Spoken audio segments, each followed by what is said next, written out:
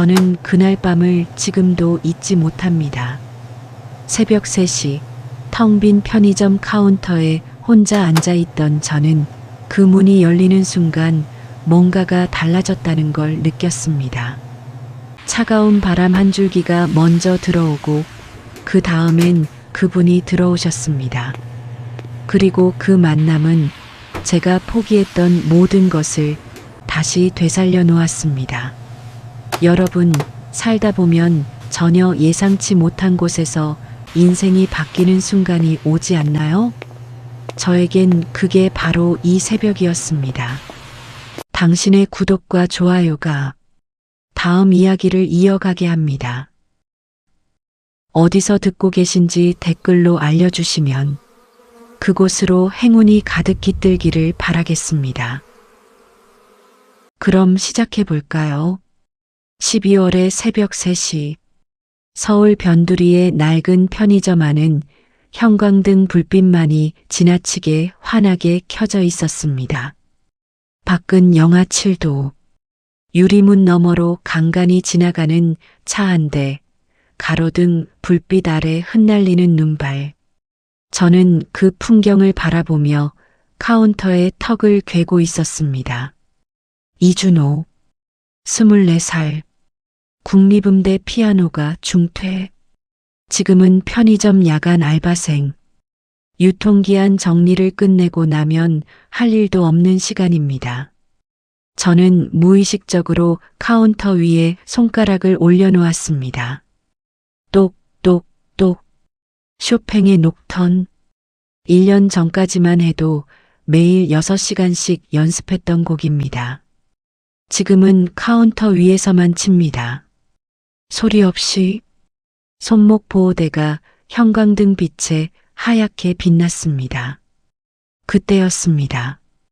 딸랑. 문이 열렸습니다. 처음엔 별 생각이 없었습니다. 새벽 3시에 오는 손님이라야 취객이거나 담배 사러 오는 중년 아저씨, 아니면 편의점 도시락으로 끼니를 때우는 야간 노동자들이 전부니까요. 저는 고개를 들며 습관적으로 입을 열었습니다. 어서 오세요. 그런데 멈췄습니다. 낡은 코트였습니다.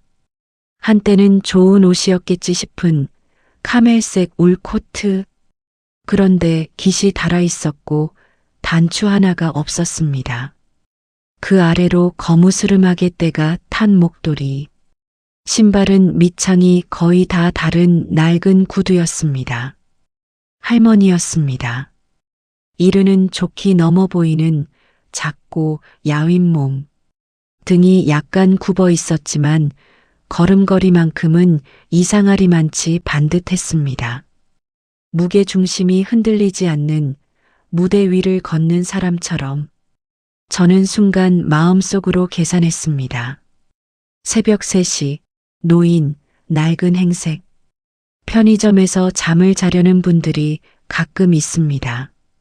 쫓아내야 하는 게 원칙이었습니다. 알바 첫날 박 사장님이 그렇게 말씀하셨으니까요. 어르신들이 더울 때 냉방 피하러, 추울 때 난방 피하러 들어오는데 오래 있으면 안 된다고 해. 장사에 방해돼. 저는 입을 열려 했습니다. 그런데 할머니가 걸음을 멈추는 순간 저는 그분의 손을 봤습니다. 거칠었습니다. 마디마디가 부어있고 거칠게 튼 손등. 그런데 그 손이 코트 주머니에서 나오는 순간 저는 이상한 걸 알아챘습니다. 손가락이 길었습니다. 피아니스트처럼, 아니 성악가처럼. 손 모양 자체가 달랐습니다. 평생 다른 일을 했던 손이었습니다. 그리고 눈빛. 할머니가 고개를 들어 형광등을 바라보는 순간 저는 심장이 잠깐 멈추는 것 같았습니다. 야위고 주름진 얼굴, 퀭하게 꺼진 볼. 그런데 눈만은 달랐습니다. 선명하고 깊고 어딘가 도도한 눈빛. 지금껏 제가 편의점에서 봐온 어떤 눈빛과도 달랐습니다. 저는 그냥 입을 다물었습니다. 할머니는 천천히 음료 냉장고 쪽으로 걸어갔습니다. 문을 열고 한참을 바라보다가 아무것도 짚지 않고 문을 닫았습니다. 그러곤 라면 코너로 이동하셨습니다. 컵라면들을 바라보는 눈빛이 묘했습니다. 고르는 게 아니라 그냥 서 있는 것 같았습니다. 저는 카운터에서 일어났습니다. 어르신, 잠깐만요. 할머니가 돌아보셨습니다. 저는 진열대에서 컵라면 하나를 집어들고 카운터로 가져갔습니다. 뜨거운 물을 채웠습니다. 뚜껑을 누르고 3분을 기다렸습니다. 그리고 할머니가 서 있는 쪽 작은 테이블에 놓았습니다. 드세요. 할머니는 저를 바라보셨습니다. 한참을 뭔가를 말씀하시려다가 그냥 의자에 앉으셨습니다. 저는 카운터로 돌아왔습니다. 영수증을 처리하는 척 뒤를 훔쳐봤습니다. 할머니는 뚜껑을 열고 젓가락을 드셨습니다. 손이 약간 떨렸습니다. 그런데 젓가락질은 흐트러지지 않았습니다. 품이 있었습니다. 그때 스피커에서 음악이 바뀌었습니다. 편의점에서 항상 틀어놓는 플레이리스트였습니다. BGM으로 넣어둔 클래식 모음, 베르디의 오페라, 트라비아타, 일막의 아리아, 축배의 노래가 흘러나왔습니다. 저는 무의식적으로 카운터 위에 손가락을 올렸습니다. 반주 선율을 짚으며. 그런데 할머니가 멈췄습니다. 라면 젓가락을 든 채로 완전히 멈추셨습니다. 그리고 손가락이 움직이기 시작했습니다. 테이블 위에서 왼손이 먼저, 그 다음 오른손, 박자를 짚는 게 아니었습니다. 음영을 따라가고 있었습니다. 소프라노 성부를 짚고 그 다음 오케스트라 반주 라인을 따라가고 눈은 허공을 보고 있었습니다. 하지만 그 눈빛은 편의점 천장을 보는 게 아니었습니다. 전혀 다른 곳을 보고 있었습니다. 무대를 보고 있는 것 같았습니다. 저는 숨을 참았습니다. 저도 같은 버릇이 있습니다. 음악이 흘러나오면 무의식적으로 손가락이 건반을 짚습니다. 피아노 앞에 앉지 않아도 무릎 위에서, 테이블 위에서, 이불 위에서, 음대를 그만둔 뒤로도 이 버릇만큼은 사라지지 않았습니다. 몸이 기억하는 거니까요. 그런데 저 할머니도 아리아가 끝나고 다음 곡으로 넘어가는 순간 할머니의 손이 멈췄습니다. 마치 마법이 풀린 것처럼 다시 젓가락을 드셨습니다. 저는 한참 동안 그분을 바라봤습니다.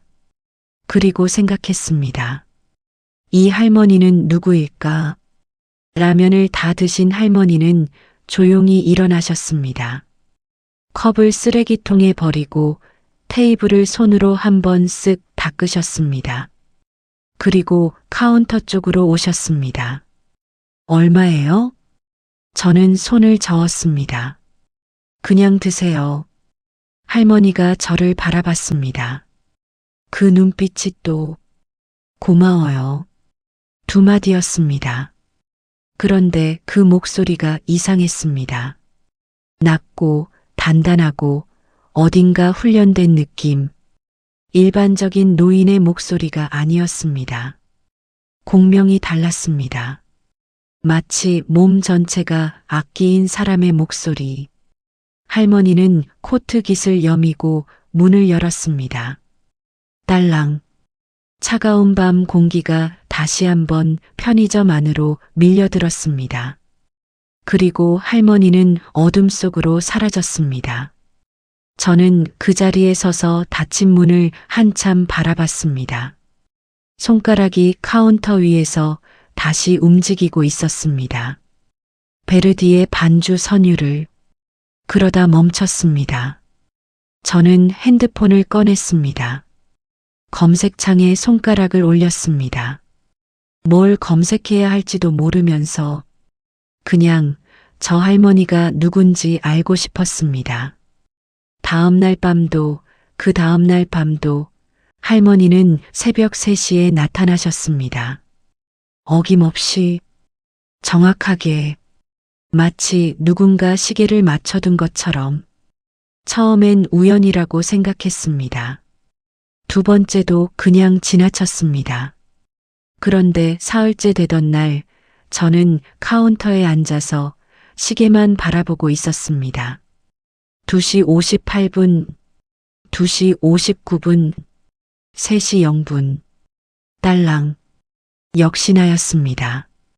낡은 카멜색 코트, 반듯한 걸음걸이, 그리고 그 눈빛. 저는 이미 컵라면에 뜨거운 물을 채워두고 있었습니다. 할머니가 테이블에 앉으시면 그냥 갖다 드렸습니다. 말은 없었습니다. 그분도 저도 그냥 그게 우리 사이의 방식이 되었습니다. 그런데 저는 매일 밤 조금씩 더 관찰하게 됐습니다. 할머니에게는 이상한 규칙이 있었습니다. 모든 음악에 반응하시는 게 아니었습니다. 편의점 스피커에서 팝송이 나오면 그냥 드셨습니다. 트로트가 나와도 무표정이었습니다. 그런데 클래식, 특히 오페라가 흘러나오는 순간이면 반드시 멈추셨습니다. 젓가락이 공중에 그대로 서고 눈이 허공을 향하고 손가락이 테이블 위에서 살아났습니다. 저는 그게 신기해서 몰래 실험을 해봤습니다. 플레이리스트를 바꿨습니다. 베토벤 피아노 소나타를 틀었습니다. 할머니의 손가락이 움직였습니다. 모차르트 교향곡. 고개가 살짝 기울었습니다. 그리고 푸치니의 오페라 토스카. 그 순간 할머니가 눈을 감으셨습니다. 눈을 감고 미세하게 입술이 움직였습니다. 가사를 따라하고 계셨습니다. 이탈리아어로. 저는 그 순간 심장이 쿵 내려앉았습니다. 여러분, 이탈리아어 오페라 가사를 저절로 흥얼거릴 수 있는 사람이 몇이나 될까요? 그것도 수십 년 전 곡을. 그것도 새벽 3시 편의점에서 컵라면을 드시면서. 저는 그날 퇴근하고 집에 가자마자 핸드폰을 켰습니다. 검색창에 천천히 입력했습니다. 국립오페라단 소프라노. 연관 검색어들이 떴습니다. 저는 한 줄 더 추가했습니다. 국립오페라단 소프라노 프리마돈나 1970년대, 1980년대. 기사들이 나왔습니다. 오래된 공연 리뷰들, 흑백 사진들. 저는 하나씩 넘겼습니다. 그리고 멈췄습니다. 1983년 국립극장 오페라라 트라비아타 공연 리뷰 기사였습니다. 제목 옆에 작은 흑백 사진 한 장. 무대 위에서 팔을 벌리고 노래하는 소프라노. 드레스를 입고 조명을 받으며 눈을 크게 뜨고. 그 눈빛을 저는 알았습니다. 소프라노 윤정이 이번 시즌 가장 빛나는 목소리. 기사 캡션이었습니다. 저는 손가락으로 이름을 다시 검색했습니다. 소프라노 윤정이. 기사들이 쏟아졌습니다. 1970년대 후반부터 1990년대 초반까지 국립오페라단의 간판 소프라노. 이탈리아 유학파. 독일, 프랑스 공연 초청. 한국 성악계의 길이나. 기사마다 표현은 달랐지만 내용은 같았습니다. 그분은 한때 이 나라 오페라계의 별이었습니다. 그리고 1993년 이후로 기사가 없었습니다. 갑자기 사라진 것처럼. 저는 한참 화면을 바라봤습니다. 흑백 사진 속 젊은 소프라노의 눈빛, 그리고 오늘 밤 컵라면 국물을 홀짝이던 그 할머니의 눈빛. 주름의 깊이가 다르고 몸의 크기가 달라졌지만 눈빛만큼은 정확히 같았습니다. 윤정희 선생님, 도대체 그 사이에 무슨 일이 있었던 걸까요? 저는 핸드폰을 내려놓고 천장을 바라봤습니다. 손목 보호대를 만지작거리면서 저도 음악을 떠났습니다. 1년 전에 사고로 손목 인대가 파열됐고 수술을 했고 재활을 했지만 예전 같은 타건이 나오지 않았습니다. 교수님은 기다리라고 했지만 저는 더 이상 기다릴 수 없었습니다. 음악이 제 전부였는데 그 전부를 놓는 순간이 이렇게 허무할 수 있다는 걸 저는 그때 처음 알았습니다. 어쩌면 그래서 그분이 더 마음에 걸렸는지 모릅니다. 저보다 훨씬 더 높은 곳에 있었던 사람이 지금은 새벽 3시 편의점에서 컵라면을 드신다는 사실이. 다음 날 밤 저는 오페라 음악을 미리 준비해뒀습니다. 할머니가 오시면 틀어드릴 생각이었습니다. 그분이 가장 부르셨을 법한 곡으로 새벽 3시 딸랑 할머니가 들어오셨습니다. 저는 조용히 스피커 볼륨을 올렸습니다. 푸치니 라보엠 그대의 찬손. 할머니가 테이블에 앉는 순간 멈추셨습니다. 눈을 감으셨습니다. 손가락이 움직이기 시작했습니다. 이번엔 양손이 다 움직였습니다. 소프라노 선율을 짚는 오른손, 그리고 반주 라인을 따라가는 왼손. 저는 그 손을 바라보다가 저도 모르게 카운터 위에서 같은 반주 라인을 짚고 있었습니다. 할머니가 눈을 떴습니다. 그리고 처음으로 저를 보셨습니다. 제대로 피아노예요? 저는 잠깐 멈칫했습니다. 했었어요. 할머니가 제 손목 보호대를 내려다 보셨습니다. 그리고 아무 말도 하지 않으셨습니다. 다시 컵라면으로 시선을 내리셨습니다. 그런데 그 짧은 침묵이 어떤 긴 말보다 더 많은 걸 담고 있었습니다. 우리 둘은 말하지 않아도 알았습니다. 음악을 사랑했고, 음악을 떠났고, 그래도 음악을 잊지 못하는 사람이라는 걸. 야간 알바를 하다 보면 별의별 사람을 다 만납니다. 여러분, 혹시 새벽 3시에 편의점을 생각해 보신 적 있나요? 낮에 오는 손님들과는 다른 사람들이 옵니다. 낮에는 바쁜 회사원, 학생, 주부들이지만 새벽 3시에 편의점에는 세상이 잠든 시간에도 깨어 있어야 하는 사람들이 옵니다. 야간 공사인부, 편의점 도시락으로 끼니를 때우는 배달기사, 혼자 술을 마시다 담배가 떨어진 중년 남성들. 그 시간만의 고요함이 있습니다.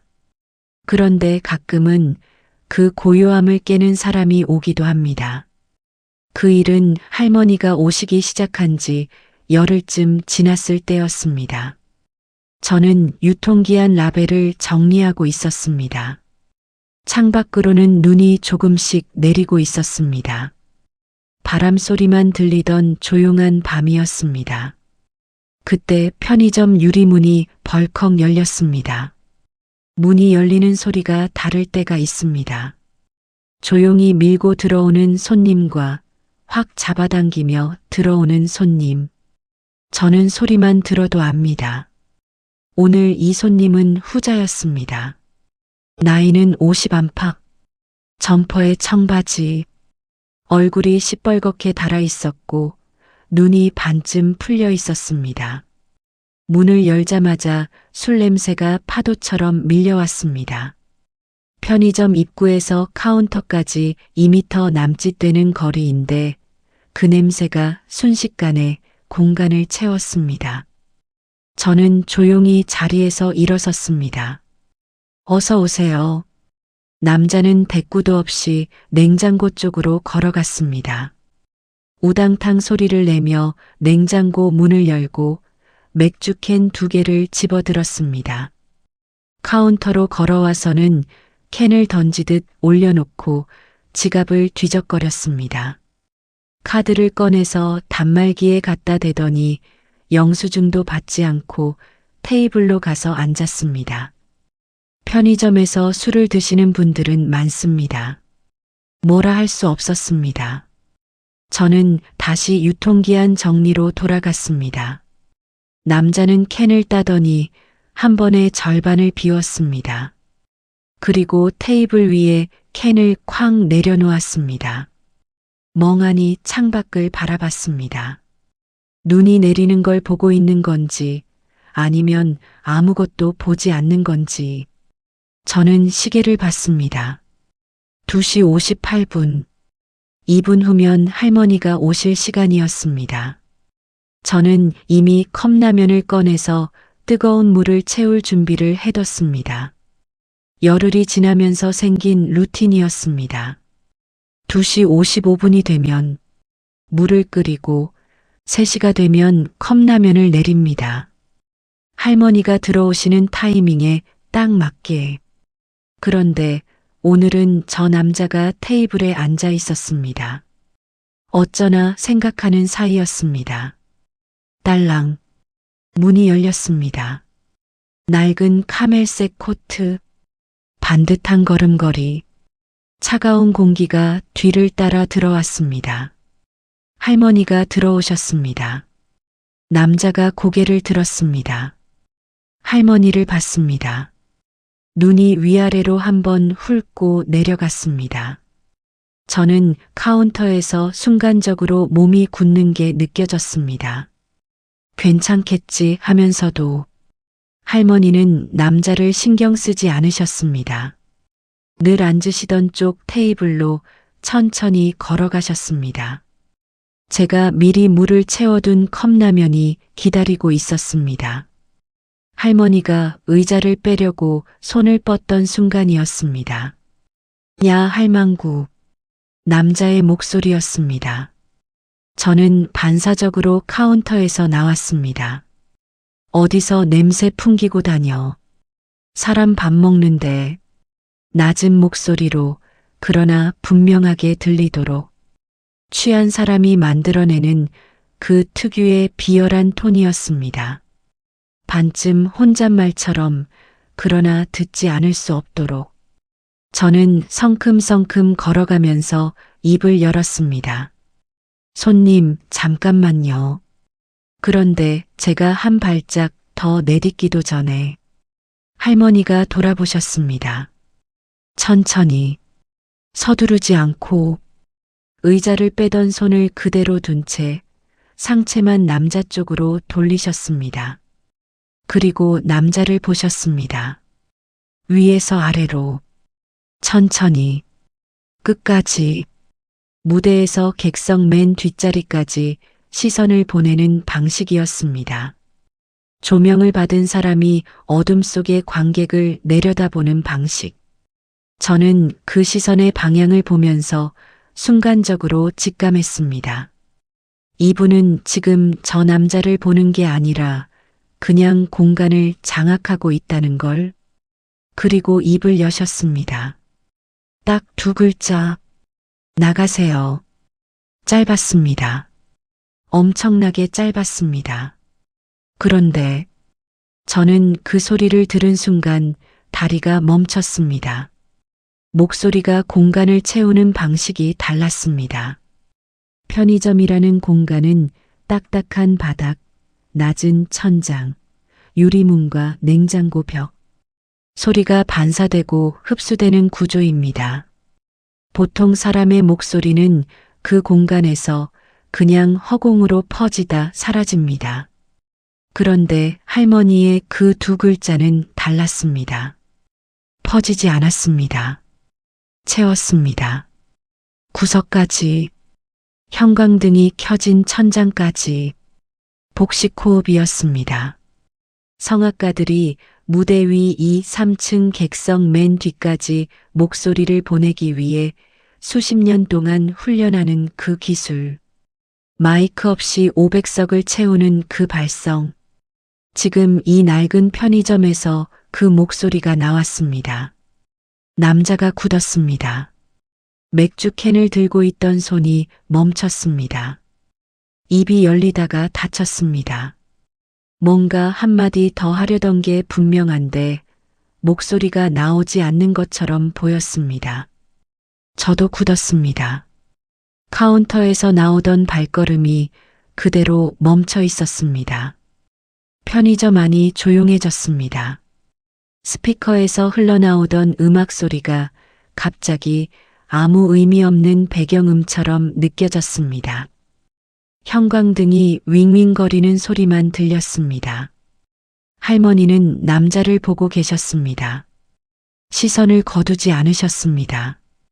도발도 없었고 위협도 없었습니다. 그냥 보고 계셨습니다. 그 눈빛으로 수천 명의 관객 앞에서 흔들리지 않았던 그 눈빛으로 남자가 천천히 일어났습니다. 맥주 캔을 들었습니다. 뭔가 중얼거리면서 그러나 아무도 알아들을 수 없는 소리를 내면서 문 쪽으로 걸어갔습니다. 문을 밀었습니다. 딸랑. 차가운 밤 공기가 한번 밀려들었다가 다시 나갔습니다. 남자는 사라졌습니다. 편의점에 침묵이 내려앉았습니다. 할머니는 다시 의자를 빼셨습니다. 아무 일도 없었다는 듯이 의자에 앉으시고 컵라면 뚜껑을 열고 젓가락을 드셨습니다. 국물이 아직 뜨거워서 호호 불며 드셨습니다. 저는 카운터로 돌아왔습니다. 그냥 서 있었습니다. 소름이 가시지 않았습니다. 팔뚝 위 솜털이 아직 서 있었습니다. 저는 피아노를 전공했습니다. 반주 전공이라 성악 수업을 많이 들었습니다. 소프라노, 메조소프라노, 테너, 바리톤. 교수님들, 선배들, 국내외 초청 성악가들의 연습과 공연을 옆에서 수도 없이 들었습니다. 좋은 목소리와 그냥 목소리의 차이를 귀로 구분하는 건 오래전에 배웠습니다. 음색, 음정, 공명, 호흡의 길이. 그런데 그게 공기로 느껴진다는 건 오늘 처음 알았습니다. 귀로 듣는 것과 몸으로 느끼는 것은 다릅니다. 좋은 성악가의 목소리는 공기 자체를 바꿉니다. 공간 안의 분자들이 재배열되는 것 같은 느낌. 저는 음악 이론 시간에 그 말을 듣고 과장이라고 생각했습니다. 오늘 밤 그게 과장이 아니라는 걸 알았습니다. 단 2글자, 나가세요. 그 2글자가 50대 취객의 입을 막았습니다. 몸을 세웠습니다. 문 밖으로 내보냈습니다. 설득도 없었고 위협도 없었습니다. 목소리 하나만으로 저는 한참 만에 입을 열었습니다. 어르신. 할머니가 라면을 드시다 고개를 드셨습니다. 혹시 노래하셨어요? 저도 알고 있었습니다. 인터넷에서 검색해서 이름을 알고 있었습니다. 그런데 직접 여쭤보고 싶었습니다. 직접 듣고 싶었습니다. 할머니가 저를 보셨습니다. 잠깐이었습니다. 2초 아니면 3초. 그런데 그 짧은 시간 동안 할머니의 눈빛에서 무언가가 스쳐 지나갔습니다. 파도 같은 것이었습니다. 그리움인지 아픔인지 아니면 그 2가지가 한꺼번에 밀려온 건지 저는 그 눈빛을 정확히 읽을 수 없었습니다. 다만 느꼈습니다. 이 질문이 이분에게 작은 질문이 아니라는 걸. 옛날에 2글자였습니다. 옛날에. 할머니는 그 말을 하시고 다시 라면으로 시선을 내리셨습니다. 더 말씀하실 생각이 없으신 것 같았습니다. 저도 더 묻지 않았습니다. 묻는다고 나올 이야기가 아니었습니다. 아직은. 할머니는 라면을 다 드시고 테이블을 손으로 닦으시고 카운터 앞으로 오셨습니다. 얼마예요? 그냥 드세요. 할머니가 저를 보셨습니다. 오늘따라 그 눈빛이 더 오래 머물렀습니다. 학생. 네. 고마워요. 딸랑. 할머니는 어둠 속으로 다시 사라지셨습니다. 저는 퇴근하고 걸어서 집에 돌아오면서 내내 그 목소리를 생각했습니다. 여러분, 살다 보면 어떤 소리가 심장에 박히는 경험 있지 않으신가요? 오래전에 들은 어머니의 목소리라든지 스승한테 처음으로 칭찬을 들은 그 순간의 음색이라든지 기억에 새겨진 소리들. 저에겐 그날 밤 들은 그 두 글자가 그랬습니다. 나가세요. 그 목소리가 귓속에 남아 있었습니다. 걸으면서도, 계단을 오르면서도, 집 열쇠를 꽂으면서도 녹슬지 않았습니다. 수십 년이 지났을 겁니다. 마지막으로 무대에 서신 게 30년 전이라면 그동안 그 목소리를 제대로 쓰신 적이 없었을 겁니다. 노숙을 하시면서 차가운 바닥에서 주무시면서 컵라면으로 끼니를 때우시면서 그 세월 동안에도 그 발성은 사라지지 않았습니다. 몸이 기억하는 거니까요. 성악은 악기입니다. 그런데 다른 악기들과 다른 점이 하나 있습니다. 바이올린은 오래 안 켜면 소리가 죽습니다. 피아노는 조율이 틀어집니다. 그런데 목소리는, 제대로 훈련된 목소리는 뼈와 근육과 숨 안에 새겨집니다. 몸 자체가 악기이기 때문에 몸이 살아있는 한 그 기억은 사라지지 않습니다. 저는 손목 보호대를 만지작거렸습니다. 나는 어떤가? 1년 동안 건반을 제대로 짚지 못했는데 카운터 위에서, 무릎 위에서, 이불 위에서만 손가락을 움직였는데 내 몸은 아직 기억하고 있을까? 집에 들어와서 저는 오랜만에 핸드폰으로 반주 영상을 찾아봤습니다. 오페라 피아노 반주. 제가 학교 다닐 때 제일 많이 연습했던 푸치니 아리아 반주 영상. 영상이 시작되는 순간 저도 모르게 손가락이 무릎 위에서 움직이기 시작했습니다. 첫 소절, 두 번째 소절. 손가락이 멈추지 않았습니다. 몸은 아직 기억하고 있었습니다. 저는 핸드폰을 내려놓고 천장을 봤습니다. 그리고 생각했습니다. 저 목소리가 다시 무대에 설 수 있다면 어떨까? 그 목소리를 받쳐줄 반주가 있다면 어떨까? 낡은 편의점이 아니라 조명이 있는 무대에서 피아노 앞에 반주자가 앉고 그 앞에 윤정희 선생님이 서신다면 그건 너무 먼 이야기일까요? 저는 한동안 그 생각을 접어두려 했습니다. 현실적이지 않다고. 그냥 새벽 3시 편의점 알바생의 망상이라고. 그런데 그 목소리가 계속 귓속에 남아 있었습니다. 나가세요. 한마디로 공간을 채우는 그 목소리가. 취객이 사라진 그날 밤 이후로 저는 조금씩 용기가 생겼습니다. 그전까지는 그냥 컵라면 드리고 음악 틀어드리고 가시면 문 닫히는 소리 듣는 게 전부였습니다. 말을 건다는 게 왠지 실례인 것 같았습니다. 이분의 세계에 제가 함부로 들어가서는 안 될 것 같은 느낌. 그래서 그냥 지켜만 봤습니다. 그런데 그 목소리를 들은 뒤로는 달랐습니다. 저는 조금씩 말을 걸기 시작했습니다. 처음엔 날씨 얘기였습니다. 오늘 많이 춥죠, 선생님. 할머니가 라면을 드시다 고개를 드셨습니다. 그러네요. 짧았습니다. 그래도 대답이 돌아왔습니다. 저는 속으로 작게 기뻤습니다. 다음 날엔 라면 얘기를 했습니다. 오늘 새로 들어온 맛이 있는데 드셔보시겠어요? 할머니가 작게 웃으셨습니다. 처음 보는 표정이었습니다. 이게 좋아요. 익숙한 게. 그 다음 날엔 스피커 음악 얘기를 했습니다.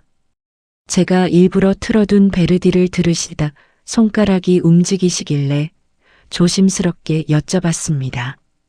이 곡 좋아하세요? 할머니가 잠깐 손가락을 멈추셨습니다. 좋아하는 게 아니에요. 몸이 기억하는 거지. 그 말이 오래 남았습니다. 몸이 기억하는 것. 저도 알고 있는 느낌이었습니다. 조금씩, 아주 조금씩 우리 사이의 거리가 줄어드는 것 같았습니다. 벽이 허물어진다기보다 벽에 작은 창문이 하나씩 생기는 느낌이었습니다. 그러던 어느 날 밤이었습니다. 할머니가 오시고 라면을 드시기 시작하셨을 때 저는 카운터를 나와서 테이블 근처로 갔습니다. 물티슈를 집는 척하면서 사실은 용기를 내고 있었습니다. 어르신, 실례지만 성함이 어떻게 되세요? 제가 먼저 이름을 밝혔습니다. 저는 이준호예요. 할머니가 저를 바라보셨습니다. 한참을 그 눈빛이 저를 가늠하는 것 같았습니다. 이 사람이 왜 이걸 묻는가? 어떤 사람인가? 그리고 말씀하셨습니다. 윤정희예요. 가슴이 쿵 내려앉았습니다. 알고는 있었습니다. 검색으로 확인했고 흑백 사진 속 눈빛을 봤고 이미 확신하고 있었습니다. 그런데 직접 그 입으로 그 이름을 들으니 전혀 다른 무게감이었습니다. 윤정희, 국립오페라단 소프라노, 한국 성악계의 길이나 이탈리아 유학파, 1980년대 최고의 프리마돈나. 지금 제 앞에서 컵라면을 드시고 계신 이 할머니, 윤정희 선생님이시군요. 잘 부탁드립니다. 할머니가 고개를 한번 끄덕이셨습니다. 저는 카운터로 돌아왔습니다. 가슴이 이상하게 뛰었습니다. 좋은 의미로. 이제 이름을 알았고 이름을 불러드릴 수 있다고 생각했습니다. 조금 더 가까워질 수 있을 것 같았습니다. 그런데 10분쯤 지났을 때였습니다. 할머니가 라면을 드시다 고개를 드셨습니다. 저를 보셨습니다. 학생, 이름이 뭐예요? 저는 자연스럽게 웃으며 대답했습니다. 이준호요, 선생님. 이준호. 그렇구나. 할머니가 다시 라면을 드셨습니다. 저도 다시 유통기한 정리로 돌아갔습니다. 그리고 5분 후. 학생, 근데 이름이 어떻게 됩니까? 저는 손이 멈췄습니다. 천천히 고개를 들었습니다. 할머니는 자연스럽게 저를 바라보고 계셨습니다. 방금 전 제가 대답했다는 사실을 전혀 기억하지 못하시는 눈빛이었습니다. 저는 조금 더 천천히 또렷하게 대답했습니다. 이준호요. 이준호 씨. 응, 좋은 이름이네. 할머니가 다시 라면으로 시선을 내리셨습니다. 저는 카운터 뒤에 서서 한동안 움직이지 못했습니다. 그리고 세 번째 질문이 왔습니다. 학생. 네, 선생님. 이름이 뭐예요? 저는 입술을 한번 깨물었습니다. 눈물이 날 것 같았습니다. 왜인지 모르게. 이분이 슬퍼서인지 아니면 이 상황이 너무 안타까워서인지 저는 웃음을 유지하려 했습니다. 이준호요, 선생님. 이준호. 네. 할머니는 고개를 끄덕이시고 아무 일도 없었다는 듯 마지막 남은 라면 국물을 홀짝이셨습니다. 모르셨습니다. 같은 질문을 3번 하셨다는 걸. 3분도 안 되는 사이에 저는 카운터 의자에 앉았습니다. 그리고 한동안 아무것도 하지 못했습니다. 여러분, 치매라는 병이 얼마나 잔인한지 아시나요? 저는 그날 밤 집에 오면서 검색을 했습니다. 치매, 초기 증상, 진행 과정, 화면에서 읽은 내용들이 머릿속에 박혔습니다. 치매는 기억을 거꾸로 지워간다고 합니다. 가장 최근의 기억부터 어제 먹은 것, 오늘 만난 사람, 방금 들은 말, 그것들이 먼저 사라집니다. 그런데 오래된 기억은, 아주 깊이 새겨진 기억은 훨씬 오래 남는다고 합니다. 어릴 때 어머니 얼굴, 평생 불렀던 노래, 수십 년 동안 반복한 동작, 몸이 기억하는 것들. 저는 핸드폰을 내려놓고 눈을 감았습니다. 할머니의 목소리가 떠올랐습니다. 취객에게 나가세요 라고 하셨을 때의 그 소리. 스피커에서 오페라가 나올 때 입술이 움직이시던 것. 테이블 위에서 소프라노 선율을 따라가던 손가락. 그것들은 지워지지 않았습니다. 30년이 지나도. 그런데 제 이름은 3분 만에 지워졌습니다. 다음 날 낮에 저는 근처 복지관을 찾아갔습니다. 망설였습니다. 가도 되는 건지, 남의 일에 너무 깊이 들어가는 게 아닌지, 그냥 알바생이 할 일을 넘어서는 건 아닌지. 그런데 발걸음이 복지관 앞에서 멈추지 않았습니다. 안으로 들어갔습니다. 상담사 선생님은 40대 중반쯤 되어 보이는 여성분이었습니다. 온화한 인상이었습니다. 저는 조심스럽게 말씀드렸습니다. 편의점 야간 알바를 하는데 매일 밤 오시는 어르신이 계신다고, 걱정이 돼서 왔다고. 선생님이 잠깐 제 얼굴을 보시더니 물으셨습니다. 혹시 윤정이 어르신 얘기하시는 거예요? 저는 아무 말도 못했습니다. 선생님이 이어가셨습니다. 저희도 알고 있어요. 몇 달 전에 연결해 드리려고 했거든요. 근처 노인 요양시설에 자리가 나서.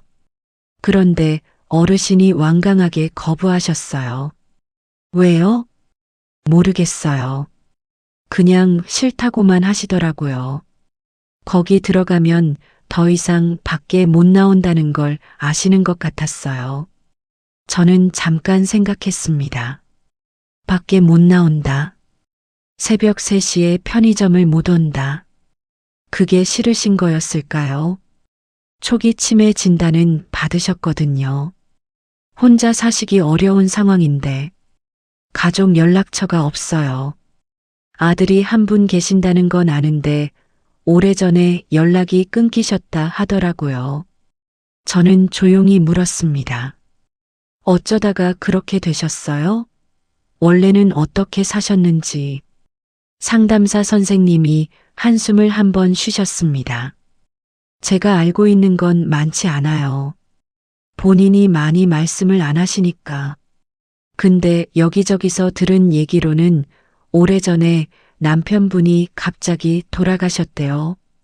그 충격이 크셨던 것 같고, 그 이후로 아들이랑 사이가 많이 틀어졌다고, 재산도 그 과정에서 다 정리됐다고 하더라고요. 인생이라는 게 한쪽이 무너지면 다 무너지잖아요. 저는 복지관을 나오면서 하늘을 올려다봤습니다. 4월의 하늘이었습니다. 회색빛 구름 사이로 햇살이 한 줄기 내려오고 있었습니다. 퍼즐이 맞춰지는 것 같았습니다. 1993년 이후로 기사가 없었던 이유, 국립오페라단의 프리마돈나가 갑자기 사라진 이유, 남편의 죽음, 가족의 단절, 무너지는 생활. 그리고 결국 새벽 3시 편의점.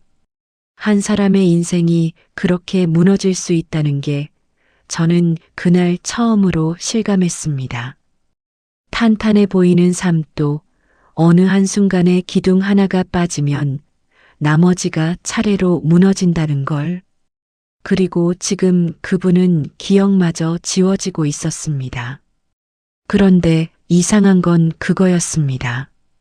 방금 3번 같은 질문을 하셨던 분이 음악 얘기가 나오면 전혀 다른 사람이 된다는 것.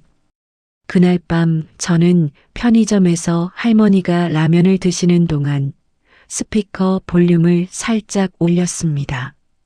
모차르트 피가로의 결혼. 이 막 아리아. 할머니의 손가락이 바로 움직이기 시작했습니다. 저는 용기를 내서 여쭤봤습니다. 선생님, 혹시 라보엠 기억하세요? 할머니가 고개를 드셨습니다. 눈빛이 바뀌었습니다. 퀭하게 가라앉아 있던 눈이 또렷해졌습니다.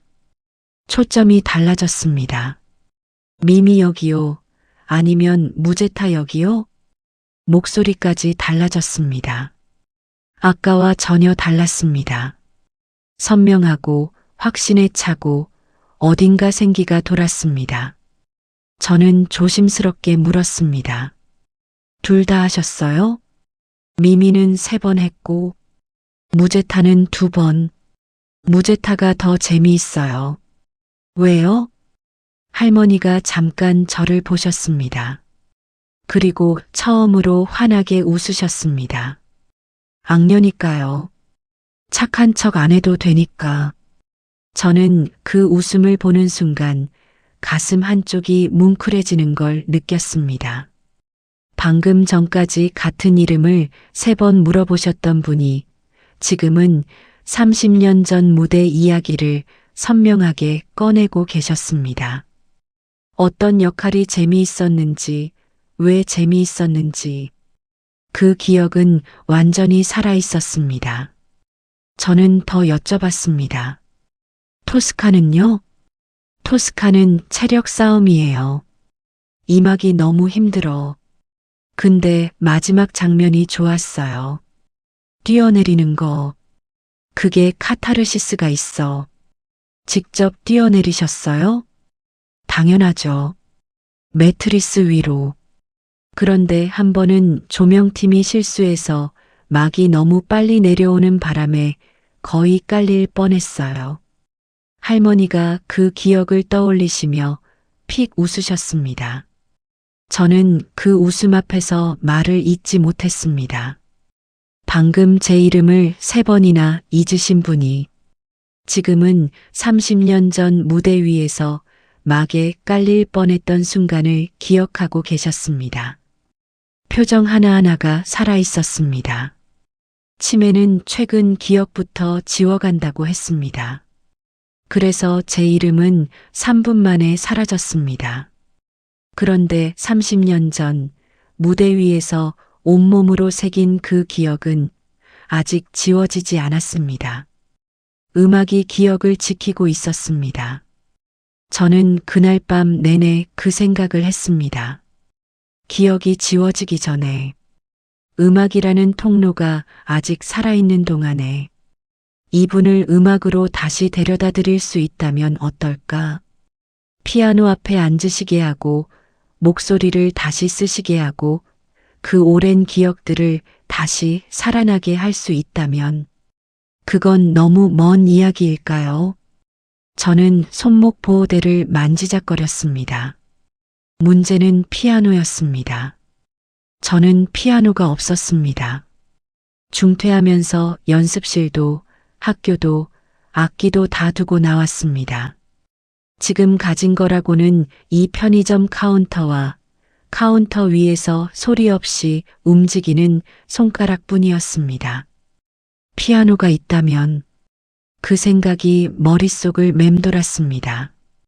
박 사장님께 말씀드리기까지 사흘이 걸렸습니다. 그냥 알바생이 사장님한테 이런 걸 부탁해도 되는 건지 아무리 생각해도 선을 넘는 것 같았습니다. 편의점 알바를 하면서 노숙하시는 어르신을 챙기고 복지관까지 찾아가고 이제는 연습 공간까지 구해달라는 게 저도 제가 너무 나간 건 아닌가 싶었습니다. 그런데 할머니가 라 보엠 얘기를 하시며 웃으시던 그 표정이 계속 눈앞에 어른거렸습니다. 악녀니까요. 착한 척 안 해도 되니까.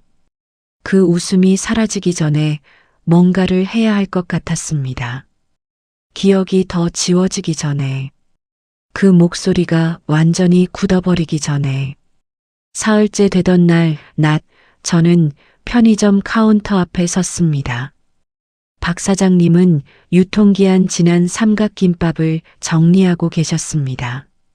투박한 손으로 박스를 쌓으시면서 콧노래를 흥얼거리셨습니다. 트로트였습니다. 저는 그 옆에 서서 한동안 말을 못했습니다. 사장님, 드릴 말씀이 있어요. 박 사장님이 박스에서 손을 떼고 저를 보셨습니다. 저는 처음부터 끝까지 다 말씀드렸습니다. 할머니가 매일 밤 새벽 3시에 오신다는 것, 그분이 국립오페라단 프리마돈나 윤정의 선생님이라는 것, 초기 치매 진단을 받으셨다는 것, 제 이름을 3번이나 잊으셨지만 오페라 얘기만 나오면 눈빛이 달라지신다는 것, 그리고 마지막으로 그분이 다시 노래하실 수 있도록 피아노 반주를 해드리고 싶다는 것.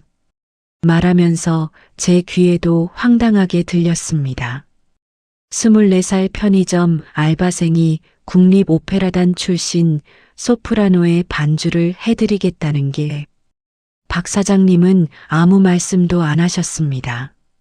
박스를 다시 집으시고 창고 쪽으로 들어가셨습니다. 저는 그냥 서 있었습니다. 거절하신 건가? 아니면 못 들으신 건가? 아니면 너무 황당해서 할 말을 잃으신 건가? 한참 후에 박 사장님이 나오셨습니다. 손에 열쇠가 하나 들려 있었습니다. 뒷골목 차고 열쇠요. 저는 그 열쇠를 바라봤습니다. 거기 아들 것 있을 거야. 한번 봐봐. 그게 다였습니다. 설명도 조건도 왜 그러냐는 질문도 없었습니다. 그냥 열쇠 하나. 저는 열쇠를 받으면서 뭔가 말씀드리려 했습니다. 감사하다고, 아니면 왜 이렇게 선뜻 허락해 주시냐고. 박 사장님이 먼저 등을 돌리셨습니다. 유통기한 정리나 해. 그날 오후 저는 혼자 뒷골목으로 나갔습니다. 편의점에서 골목을 2번 꺾으면 나오는 막다른 곳. 차고는 거기 있었습니다. 낡은 회색 철문. 자물쇠는 녹이 슬어서 열쇠가 잘 돌아가지 않았습니다. 손목에 힘을 줬습니다. 욱신하는 느낌이 왔지만 무시했습니다. 삐걱. 문이 열렸습니다. 먼지 냄새가 먼저 쏟아졌습니다.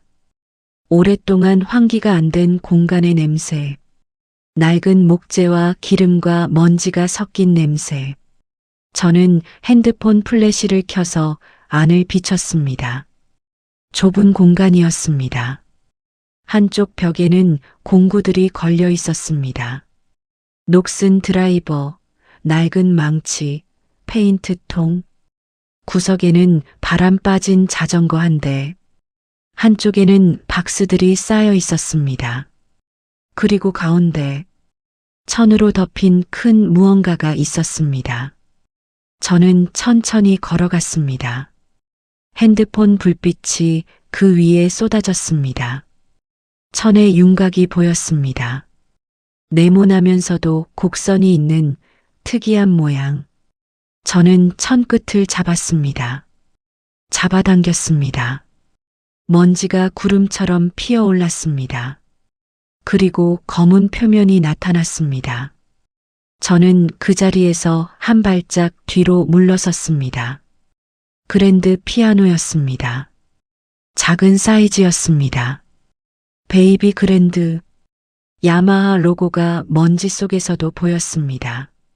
검은 칠이 군데군데 벗겨져 있었고 뚜껑 위에 먼지가 손가락 두께로 쌓여 있었습니다. 그래도 그랜드였습니다. 분명히. 저는 소매로 건반 덮개 위를 닦았습니다. 먼지가 뭉텅이로 묻어났습니다. 덮개를 천천히 올렸습니다. 88개의 건반이 어둠 속에서 나타났습니다. 몇 개는 누렇게 변색돼 있었습니다. 피아노 치는 사람 눈에는 보입니다. 건반 하나하나의 색깔이 이 악기가 얼마나 오래 방치됐는지를 말해주는 거니까요. 저는 그냥 서 있었습니다. 1년 만이었습니다. 1년 전 손목 수술을 받고 재활을 하고 그래도 소리가 안 난다는 걸 알고 학교를 그만두고 그 뒤로 피아노 건반을 제대로 마주한 적이 없었습니다. 숨을 한번 들이켰습니다. 천천히 손을 뻗었습니다. 건반 위에 오른손 엄지를 올렸습니다. 차가웠습니다. 오래된 상하 건반의 차갑고 단단한 감촉. 손끝에 전해지는 그 느낌이 낯설면서도 낯설지 않았습니다. 몸이 기억하는 감각이었습니다. 손목이 아프지 않았습니다. 저는 잠깐 멈췄습니다. 이게 맞나? 1년 동안 조금만 무리해도 욱신거렸던 손목이 지금은 아프지 않았습니다. 차갑게 식어있던 손끝이 오히려 따뜻해지는 것 같았습니다. 저는 첫음을 눌렀습니다. 낮고 깊은 음 하나가 차고 안에 퍼졌습니다. 조율이 틀어져 있었습니다. 음이 약간 낮게 떠 있었습니다. 그래도 소리였습니다. 피아노 소리였습니다. 1년 만에 제대로 듣는 건반을 눌러서 나는 진짜 소리. 저는 눈을 감았습니다. 손가락이 움직이기 시작했습니다. 쇼팽의 녹턴 20번. 다장조. 국립음대 입시 때 처음 배웠고 가장 많이 쳤고 마지막으로 연습했던 곡. 카운터 위에서 소리 없이만 쳤던 그 곡. 처음 몇 음은 어색했습니다. 손가락이 굳어 있었습니다. 특히 약지와 소지가 따라오지 않았습니다. 1년이라는 시간이 손가락 마디마디에 쌓여 있었습니다. 그런데 조금씩 풀렸습니다. 세 번째 마디를 지날 무렵 손가락이 건반 위에서 자리를 찾기 시작했습니다. 몸이 기억하는 거였습니다. 머리로는 잊었어도 근육이 손가락 마디가 건반의 간격이 1년 전 그 손이 다시 돌아오는 것 같았습니다. 저는 그 상태로 한동안 쳤습니다. 뒤에서 발소리가 났습니다. 박 사장님이 차고 문 앞에 서 계셨습니다. 팔짱을 끼고 말없이 저를 바라보고 계셨습니다. 언제부터 오셨는지 몰랐습니다. 저는 연주를 멈추고 돌아봤습니다. 써도 될까요? 박 사장님이 코를 훌쩍이셨습니다. 먼지만 쌓인 곳이요. 그리고 돌아가셨습니다. 저는 그 뒷모습을 바라봤습니다. 박용철 사장님, 55살. 말수가 적고 표현이 투박하고 감정을 잘 안 드러내시는 분. 그런데 어떤 순간에는 말보다 행동이 더 크신 분. 저는 피아노 쪽으로 다시 돌아섰습니다. 그날 밤 저는 편의점에서 할머니를 기다렸습니다. 두근거렸습니다. 말씀드렸을 때 어떻게 반응하실지, 거절하시면 어떡하지, 너무 부담스러우신 건 아닐지, 별별 생각이 다 들었습니다. 새벽 3시, 딸랑, 문이 열렸습니다. 할머니가 들어오셨습니다. 저는 미리 채워둔 컵라면을 드리면서 조심스럽게 입을 열었습니다. 선생님, 드릴 말씀이 있어요. 할머니가 라면을 받으시면서 저를 보셨습니다. 뒷골목에 차고가 하나 있어요. 사장님 것인데요. 거기 피아노가 있어요. 혹시 한 번만 가보시겠어요? 할머니는 아무 말씀도 하지 않으셨습니다. 컵라면 뚜껑을 누르셨습니다. 젓가락을 빼셨습니다. 3분을 기다리시는 것 같았습니다. 저는 그 침묵이 길게 느껴졌습니다. 그러다 할머니가 조용히 물으셨습니다. 피아노가 있어요? 네. 그랜드예요? 저는 잠깐 웃음이 났습니다. 그랜드냐고 물어보신다는 게 역시 성악가셨습니다. 성악은 업나이트 피아노보다 그랜드에서 반주받는 게 훨씬 다르니까요. 소리의 울림이 공기를 채우는 방식이 다르니까요. 작은 거지만요. 그랜드 맞아요. 할머니가 라면을 내려놓으셨습니다. 아직 다 드시지 않으셨는데. 그리고 일어나셨습니다. 가봅시다. 차고 문을 열었습니다. 먼지 냄새가 또 쏟아졌습니다. 저는 오후에 미리 와서 천을 걷어두고 건반 위 먼지를 닦아두고 바닥을 쓸어뒀습니다. 전구도 하나 달아뒀습니다. 박 사장님 허락을 받고 차고 안이 노란 불빛으로 채워졌습니다. 할머니가 들어오셨습니다. 구두 소리가 콘크리트 바닥 위에서 또각또각 울렸습니다. 그 소리가 좁은 공간에서 반사됐습니다. 저는 그 소리를 들으며 생각했습니다. 이 소리가 무대 위에서도 울렸겠구나. 할머니가 피아노 앞에서 멈추셨습니다. 아무 말씀도 하지 않으셨습니다.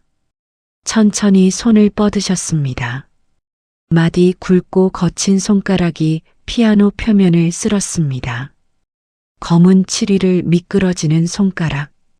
그 움직임이 너무 조심스러워서 마치 오래전에 헤어진 사람을 다시 만지는 것 같았습니다. 저는 옆에서 보조의자를 당겼습니다. 앉으시겠어요?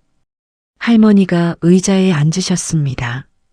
건반을 내려다 보셨습니다. 아무것도 하지 않으셨습니다. 그냥 보고 계셨습니다. 저는 숨을 죽이고 기다렸습니다. 얼마나 지났을까요? 1분? 2분? 차고 안이 완전히 조용했습니다. 그러다 할머니가 눈을 감으셨습니다.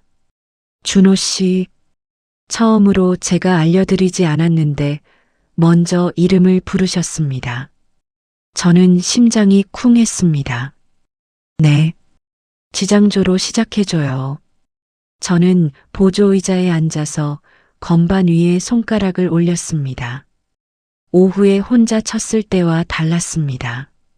누군가 옆에 앉아서 첫 음을 기다리고 있다는 게, 성악가가 입을 열기 전에 반주자가 먼저 공간을 만들어야 한다는 게, 그 책임감이 손끝에 느껴졌습니다.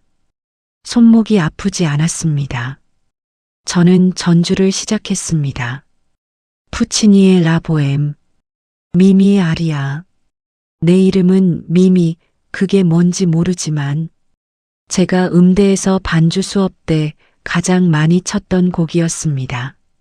손가락이 자연스럽게 건반을 찾아갔습니다. 3마디 전주. 그리고 할머니의 입술이 열렸습니다. 처음엔 작았습니다. 아주 작고 흔들리는 소리. 오랫동안 쓰지 않은 목소리가 처음 열릴 때의 그 소리. 조금 쉰 것 같기도 하고 불안정한 것 같기도 하고. 저는 반주를 유지하면서 귀를 기울였습니다. 첫 소절이 끝났습니다. 두 번째 소절로 들어갔습니다. 목소리가 조금씩 달라졌습니다. 흔들림이 줄었습니다. 음정이 잡혔습니다.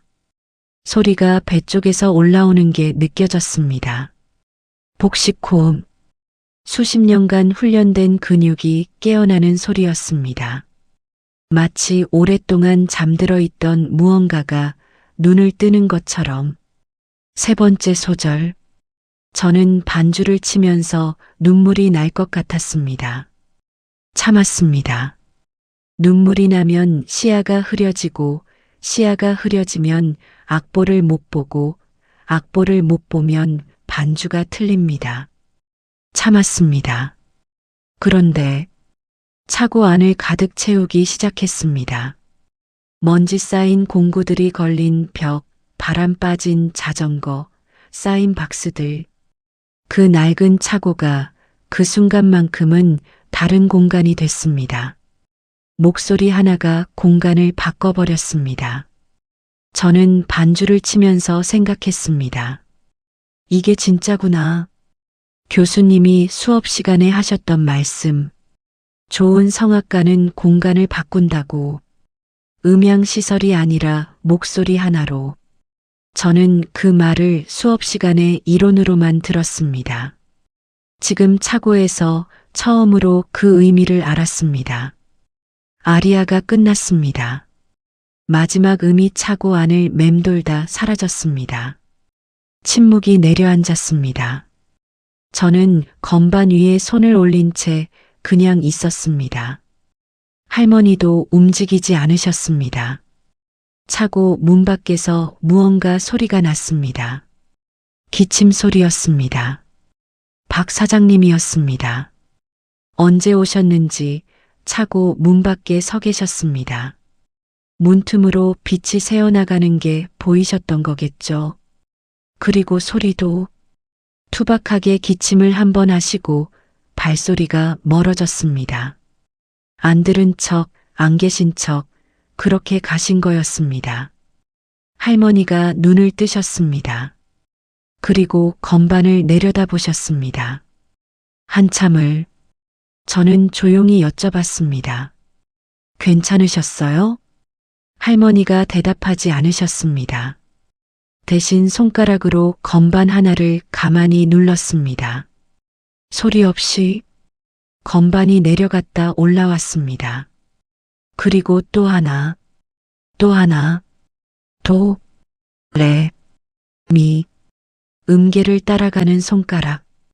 그러다 멈추셨습니다. 한 번 더 해요. 저는 다시 전주를 시작했습니다. 그날 이후로 매일 밤이 바뀌었습니다. 새벽 3시, 딸랑. 편의점 문이 열립니다. 할머니가 들어오십니다. 저는 카운터에서 일어나 차고 열쇠를 집어듭니다. 할머니는 말없이 고개를 끄덕이십니다. 우리는 나란히 뒷골목을 걷습니다. 할머니의 낡은 구두 소리, 저의 낡은 운동화 소리. 겨울 새벽의 차가운 공기가 입김을 하얗게 만들었습니다. 골목 가로등 하나가 우리 위에 노란 빛을 쏟아냈습니다. 말은 없었습니다. 그래도 어색하지 않았습니다. 같은 곳으로 걸어가는 사람끼리 굳이 말이 필요하진 않으니까요. 그 시간이 저에게는 하루 중 가장 좋은 시간이 됐습니다. 처음 일주일은 쉽지 않았습니다. 할머니의 목소리는 수십 년 만에 다시 깨어나는 중이었습니다. 워밍업을 하고 첫 곡을 시작하면 첫 소절은 괜찮았습니다. 그런데 2절 들어가면서 고음이 흔들렸습니다. 롱 노트 끝이 떨렸습니다. 호흡이 예전보다 짧았습니다. 할머니는 그럴 때마다 짧게 혀를 차셨습니다. 즉, 스스로에게 실망하는 소리였습니다. 예전에 그 목소리를 기억하시는 거겠죠. 30년 전 국립극장 무대에서 500석을 가득 채웠던 그 소리를. 지금 이 차고에서 나오는 소리와 그 사이의 거리가 당신 귀에는 선명하게 들리시는 거겠죠. 저는 아무 말도 하지 않았습니다. 그냥 처음부터 전주를 다시 쳤습니다. 할머니가 다시 시작하셨습니다. 같은 곡, 같은 소절. 저도 같은 반주. 그렇게 3번, 4번. 할머니는 포기하지 않으셨습니다. 저도 멈추지 않았습니다. 반주자와 성악가 사이에는 말이 필요 없는 순간이 있습니다. 음대 교수님이 반주 수업 첫 시간에 하셨던 말씀입니다. 반주자는 목소리를 바치는 사람이 아니라 목소리와 대화하는 사람이라고. 반주가 먼저 공간을 만들고 목소리가 그 공간 안으로 들어오는 거라고. 저는 그 말을 이론으로만 알고 있었습니다. 지금은 몸으로 배우고 있었습니다. 할머니의 호흡이 어디서 끊기는지, 어느 음에서 힘이 빠지는지, 어느 소절에서 좀 더 받쳐드려야 하는지. 저는 건반을 누르면서 그것을 느꼈습니다. 손가락이 아니라 귀로, 귀가 아니라 몸 전체로. 2주가 지날 무렵이었습니다.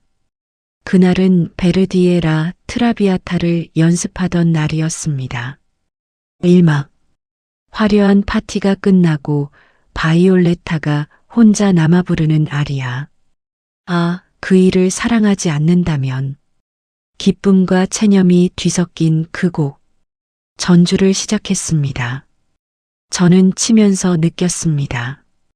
오늘은 다르다는 걸. 공기가 달랐습니다. 할머니가 숨을 고르는 소리, 자세를 잡는 소리, 무언가 준비가 된 사람의 느낌이었습니다. 할머니의 첫 음이 나왔습니다. 저는 건반을 누르던 손에 저절로 힘이 들어갔습니다. 흔들리지 않았습니다. 지난 2주 동안 들어왔던 그 목소리와 달랐습니다. 음정이 정확했습니다. 호흡이 길었습니다. 소리가 가슴 아래에서부터 올라오는 게 느껴졌습니다. 복식호흡. 수십 년 동안 단련된 근육이 완전히 깨어난 소리였습니다. 차고 안이 달라졌습니다. 벽에 걸린 녹슨 공구들, 구석의 자전거, 쌓인 박스들, 그 모든 것들이 배경으로 물러나는 것 같았습니다. 목소리 하나가 공간의 주인이 됐습니다. 베르디가 150년 전 밀라노에서 만든 그 선율이 서울 변두리의 낡은 차고에서 살아 숨쉬고 있었습니다. 저는 눈물이 날 것 같았습니다. 참았습니다. 눈물이 나면 시야가 흐려지고 시야가 흐려지면 반주가 무너집니다. 할머니의 목소리를 바쳐드리는 게 지금 제 일이었습니다. 참으면서 쳤습니다. 아리아가 끝났습니다. 차고에 침묵이 내려앉았습니다. 할머니가 천천히 눈을 뜨셨습니다. 저를 보셨습니다. 준호 씨, 심장이 쿵 했습니다. 제가 먼저 알려드리지 않았는데 스스로 이름을 부르신 거였습니다. 네, 선생님. 오늘 반주 좋았어요. 저는 아무 말도 하지 못했습니다. 칭찬이 부끄러워서가 아니었습니다. 그 말이 너무 많은 걸 담고 있었습니다. 국립오페라단 프리마돈나가 수십 년간 최고의 반주자들과 무대에 서셨던 분이 저한테 반주가 좋았다고 하신 거였습니다. 저는 그냥 고개를 숙였습니다. 감사합니다, 선생님. 그날을 기점으로 변화가 빨라졌습니다. 할머니는 제 이름을 기억하기 시작하셨습니다. 처음엔 가끔 헷갈리셨습니다. 준호 씨, 아니 뭐라고 했더라. 그런데 일주일이 지나자 자연스럽게 부르셨습니다. 준호 씨, 오늘 차고 문 잠갔어요? 아무것도 아닌 것 같은 말인데 저는 그 말이 들릴 때마다 가슴이 뜨거워졌습니다. 이름을 기억해 주신다는 게, 저를 기억해 주신다는 게, 어느 날 저녁 연습을 시작하기 전에 할머니가 먼저 말씀하셨습니다. 오늘은 토스카 2막 해봅시다. 어제 1막 했으니까. 저는 차고 불을 켜다 멈췄습니다. 어제를 기억하신 거였습니다. 치매는 최근 기억부터 지워간다고 했습니다. 그런데 할머니가 어제 연습한 내용을 기억하셨습니다. 한 달 전이라면 불가능했을 일이었습니다. 음악이 통로가 되고 있었습니다. 끊겼던 기억의 실이 음악을 따라 다시 이어지고 있었습니다. 저는 그 얘기를 다음 날 낮에 박 사장님께 했습니다. 박 사장님은 팔짱을 끼시고 한참 천장을 바라보셨습니다. 음악이 약이네. 간단했습니다. 그런데 그 간단한 말이 맞았습니다. 음악이 약이었습니다. 뇌과학적으로도 설명이 된다고 검색에서 읽었습니다. 음악 기억은 일반 기억과 다른 경로로 저장된다고, 치매가 와도 음악 기억은 가장 늦게 사라진다고, 그리고 음악을 통해 다른 기억들이 자극되고 되살아날 수 있다고. 저는 그 글을 읽으면서 생각했습니다.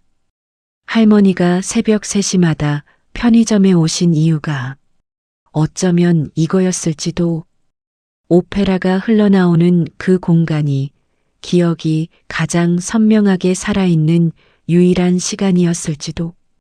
저도 변하고 있었습니다. 3주째 되던 날이었습니다.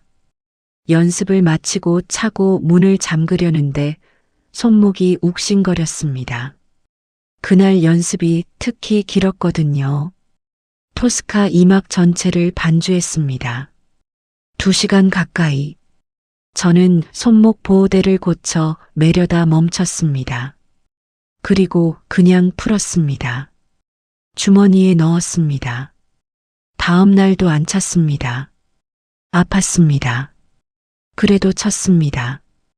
음악 안에 있으면 아픔이 뒤로 밀렸습니다.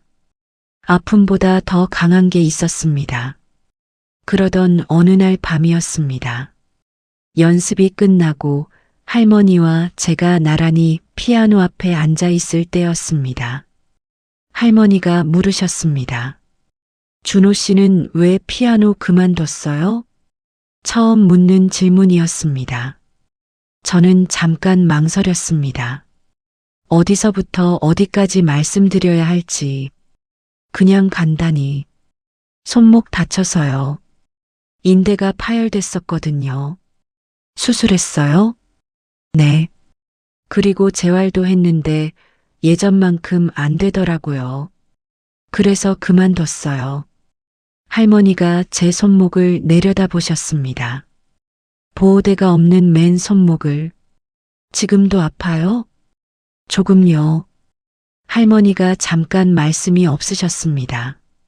그러다 천천히 입을 여셨습니다. 나도 목소리 잃은 적 있어요. 저는 고개를 들었습니다.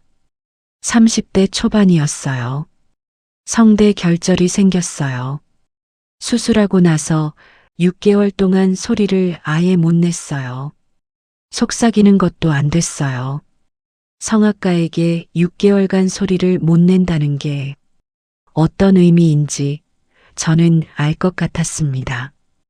피아니스트가 6개월 동안 건반을 못 치는 것보다 더 클 수도 있었습니다. 목소리는 악기 그 자체이니까요. 몸에서 빼낼 수도 없고 수리를 맡길 수도 없는. 어떻게 하셨어요? 할머니가 건반을 가볍게 누르셨습니다. 도. 낮고 조용한 하나가 차고 안에 울렸습니다. 매일 피아노 반주만 들었어요. 반주 테이프를 사다가 이어폰 끼고 하루에 몇 시간씩. 소리는 못 내도 몸이 음악을 잊으면 안 되니까. 박자를, 호흡을, 선율을. 그게 몸에 남아 있어야 다시 시작할 수 있으니까. 저는 그 말을 듣는 동안 숨을 참고 있었습니다. 6개월 후에 소리가 돌아왔어요. 할머니가 고개를 끄덕이셨습니다. 처음엔 작게, 그 다음엔 조금씩. 1년 걸렸어요. 완전히 돌아오는데 무서우셨겠어요. 영원히 못 돌아오면 어떡하나. 할머니가 잠깐 저를 바라보셨습니다. 무서웠죠. 매일 무서웠어요. 그리고 다시 건반 위에 손을 올리셨습니다. 레, 미, 파. 그래도 들었어요. 무서워도 들었어요. 그게 내가 할 수 있는 전부였으니까. 저는 한동안 아무 말도 하지 못했습니다. 여러분, 살다 보면 두렵지만 계속해야 하는 순간이 있지 않나요? 잘 될지 모르는데, 돌아올지 모르는데, 그래도 멈출 수 없는 순간이. 할머니는 그 6개월을 그렇게 버티셨습니다. 목소리가 없어도 매일 음악을 들으면서 저는 주머니에서 손목 보호대를 꺼냈습니다. 그리고 내려다봤습니다. 1년 동안 이걸 차고 다녔습니다. 부상을 보호하기 위해서이기도 했지만 어쩌면 포기를 포장하기 위해서이기도 했습니다.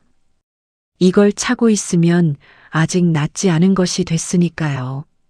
피아노를 못 치는 이유가 됐으니까요. 저는 보호대를 차고 바닥에 내려놓았습니다. 할머니가 그 모습을 보셨습니다. 아무 말씀도 하지 않으셨습니다. 대신 건반 위에 올려둔 손가락을 움직이셨습니다. 전주가 시작됐습니다.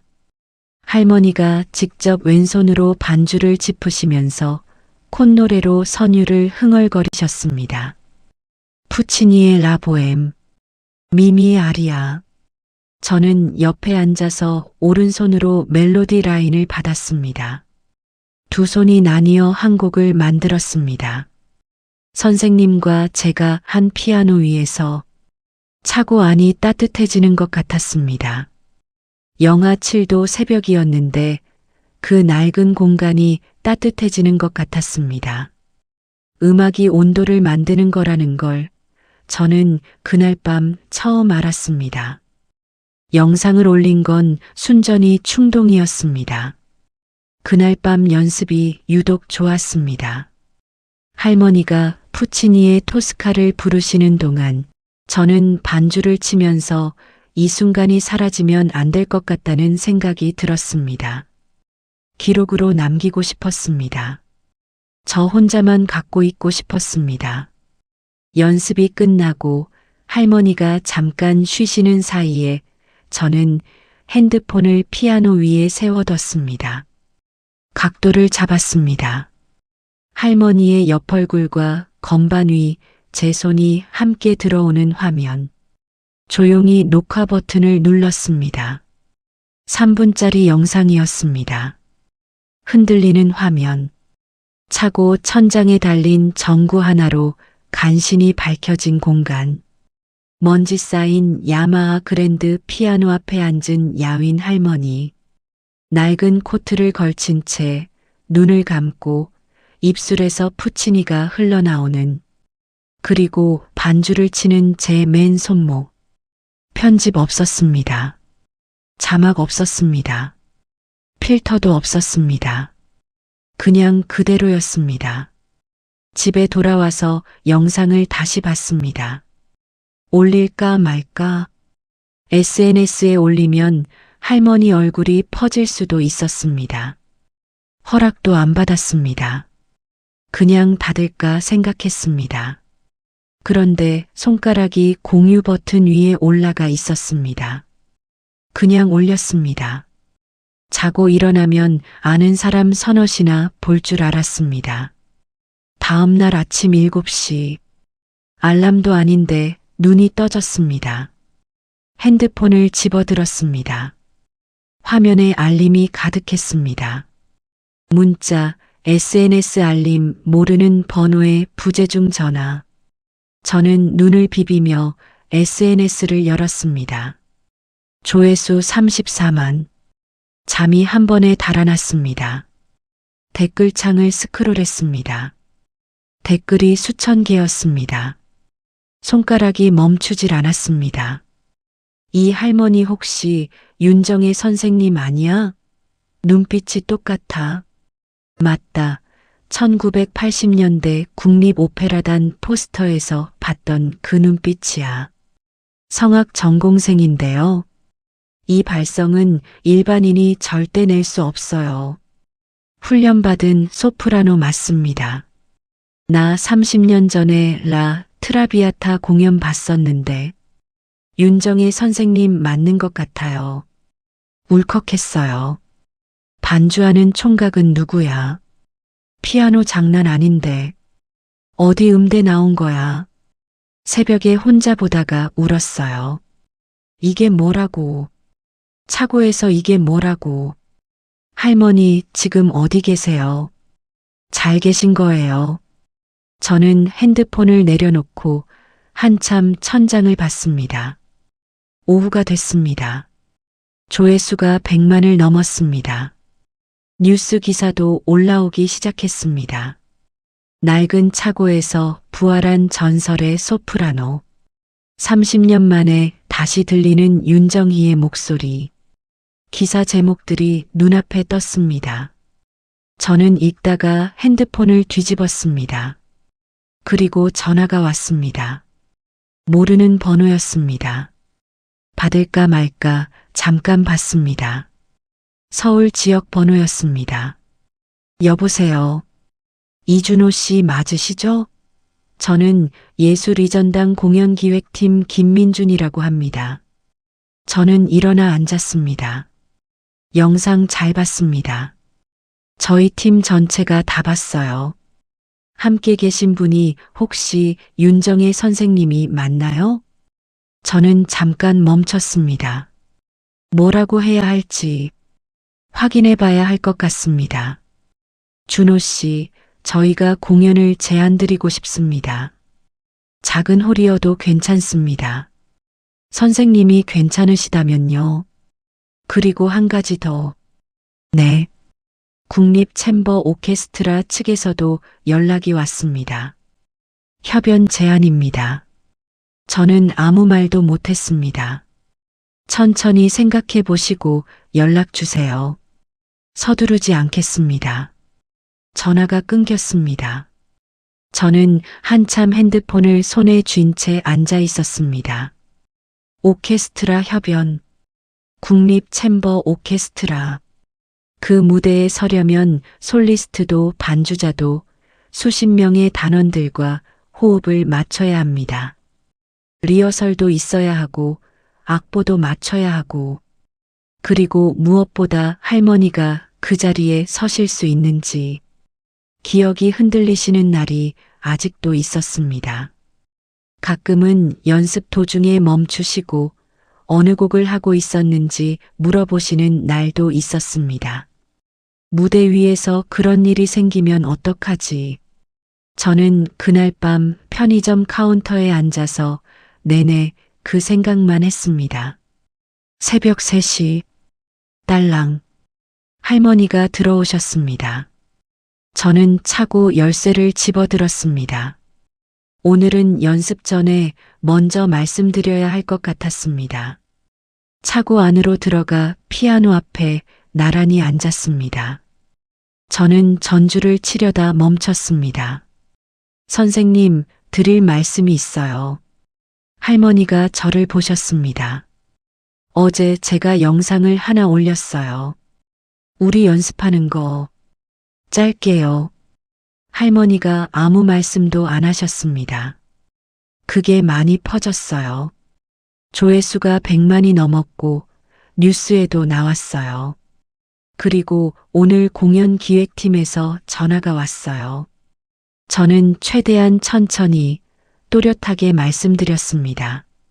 선생님 공연 제안이 왔어요. 할머니가 반주를 멈춰달라는 신호처럼 손을 건반에서 내리셨습니다. 차고 안이 조용해졌습니다. 할머니는 한참 동안 건반을 내려다보셨습니다. 움직이지 않으셨습니다. 저는 기다렸습니다. 서두르면 안 됐습니다. 이건 제가 결정할 일이 아니었습니다. 그러다 할머니가 천천히 고개를 드셨습니다. 차고 높은 곳에 난 작은 창 쪽으로, 거기로 새벽 하늘이 조금 보였습니다. 1월의 차갑고 맑은 하늘. 별이 하나 보이는 것 같았습니다. 오랜 침묵이었습니다. 그러다 할머니가 물으셨습니다. 무대가 있대요? 네. 공연장이요. 객석도요? 네. 사람들이 앉아서 보는 무대요. 또 잠깐의 침묵. 오케스트라도요? 저는 깜짝 놀랐습니다. 오케스트라 얘기는 아직 꺼내지 않았었는데 그분은 이미 그것까지 생각하고 계셨던 거였습니다. 제대로 된 무대라면 당연히 오케스트라가 있어야 한다는 걸. 국립 챔버 오케스트라에서 협연 제안이 왔어요. 할머니가 눈을 감으셨습니다. 긴 침묵이었습니다. 저는 숨을 죽였습니다.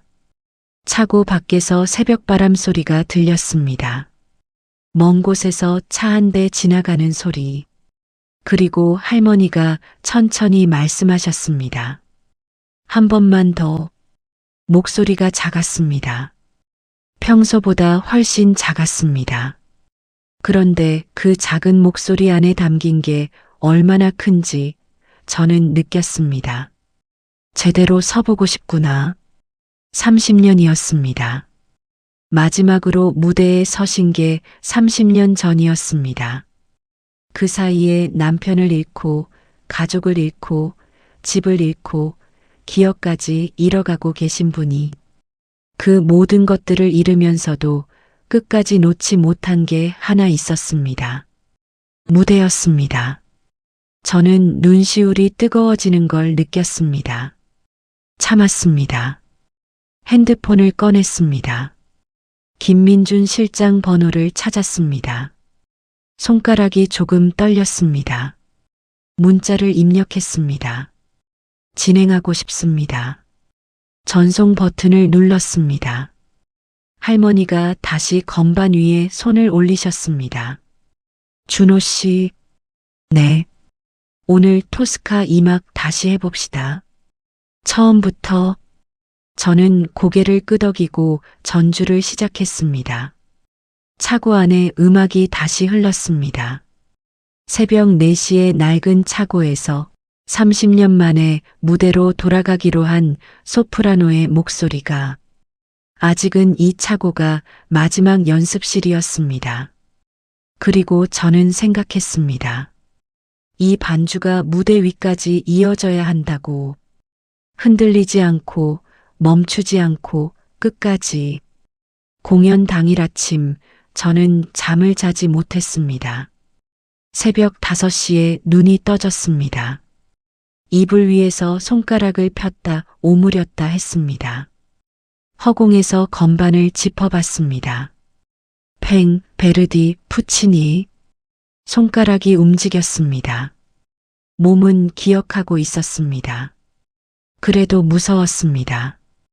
1년 만에 서는 무대라는 게 무서운 게 아니었습니다. 사실 그건 이미 잊고 있었습니다. 차고에서 매일 밤을 보내면서 무대가 아니어도 피아노 앞에 앉는 게 자연스러워졌으니까요. 진짜 무서운 건 따로 있었습니다. 할머니였습니다. 기억이 흔들리시는 날이 아직 있었습니다.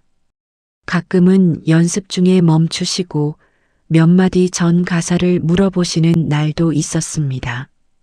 무대 위에서 그런 일이 생기면 수백 명의 관객 앞에서 생각하다 멈췄습니다.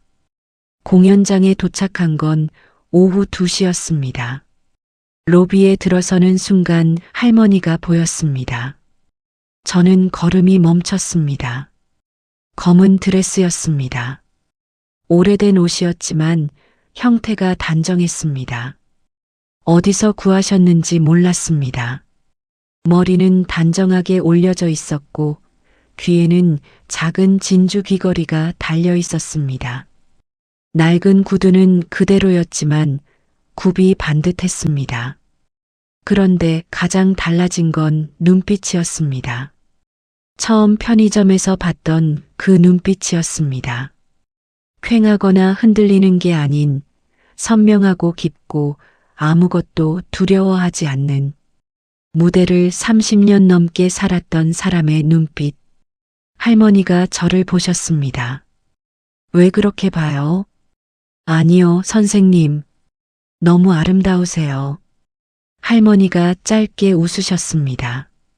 그리고 바로 표정을 가다듬으셨습니다. 준호 씨. 네. 떨면 안 돼요. 네. 반주자가 흔들리면 노래도 흔들려요. 알죠? 알아요, 선생님. 할머니가 제 손을 한번 내려다 보셨습니다. 아무 말도 없이. 그리고 먼저 돌아서 복도 안쪽으로 걸어가셨습니다. 낡은 구두 굽소리가 대리석 복도에 또각또각 울렸습니다.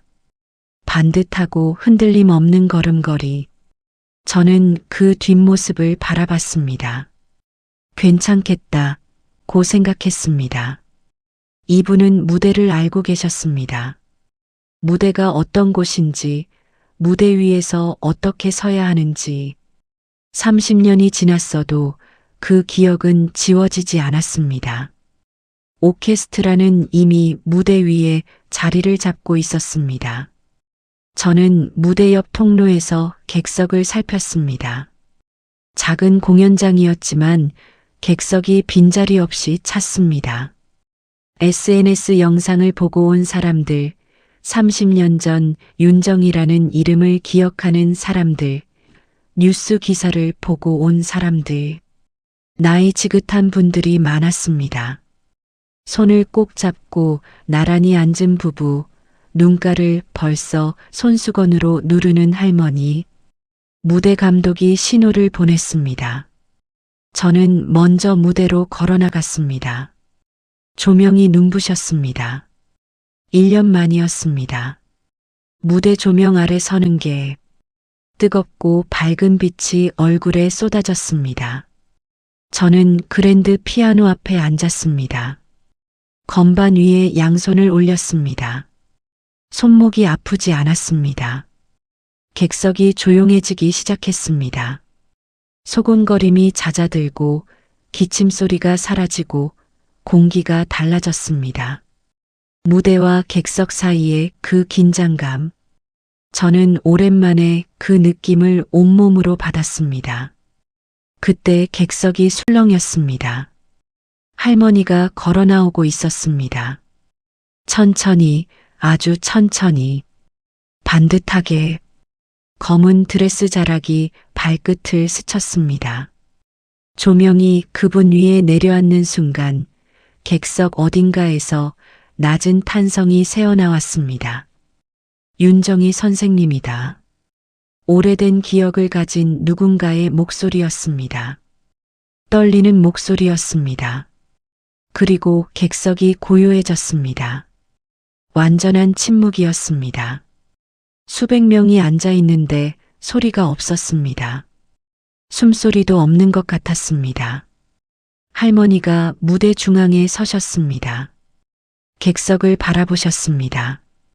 저는 피아노 너머로 그 눈빛을 봤습니다. 선명했습니다.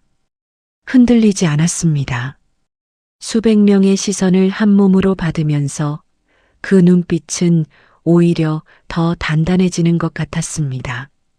무대 위에서만 살아나는 어떤 것이 있었습니다.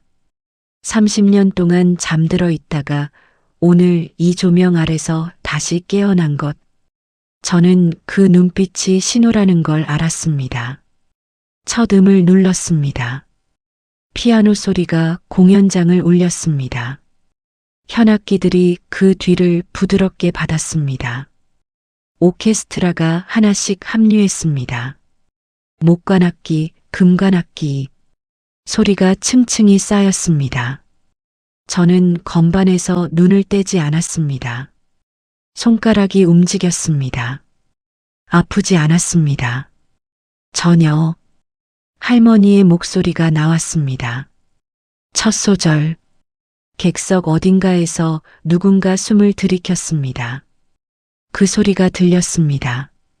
조용한 공간에서 숨을 참았다가 들이키는 소리가.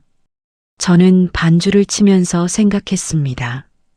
새벽 3시의 편의점, 형광등 불빛, 낡은 코트를 걸친 할머니, 카운터 위에서 소리 없이 건반을 짚던 제 손가락, 차고 문이 삐걱거리며 열리던 소리, 먼지 속에서 나타난 피아노, 할머니의 손가락이 처음 건반 위에 올라가던 그 순간, 그 모든 시간이 지금 이 한 안에 있었습니다. 목소리가 공연장을 가득 채웠습니다. 흔들리지 않았습니다. 30년이 지났어도, 그 모든 것을 잃으셨어도, 기억이 지워져 가고 있어도 그 목소리는 녹슬지 않았습니다. 뼈가 기억하고 근육이 기억하고 숨이 기억하고 있었으니까요. 몸 전체가 악기인 사람의 소리는 몸이 살아있는 한 사라지지 않는다는 걸 저는 오늘 다시 확인했습니다. 객석에서 소리가 들려왔습니다. 흐느끼는 소리였습니다. 한 명이 아니었습니다. 여기저기서 조용하게 그러나 분명하게 저는 반주를 치면서 그 소리를 들었습니다. 저도 눈물이 났습니다. 참았습니다. 건반이 흐려졌습니다. 손등으로 눈을 닦을 수 없었습니다. 손가락을 멈출 수 없었습니다. 이 반주가 멈추면 안 됐습니다. 지금 이 목소리를 바쳐드리는 게 제 일이었습니다. 저는 이를 악물고 쳤습니다.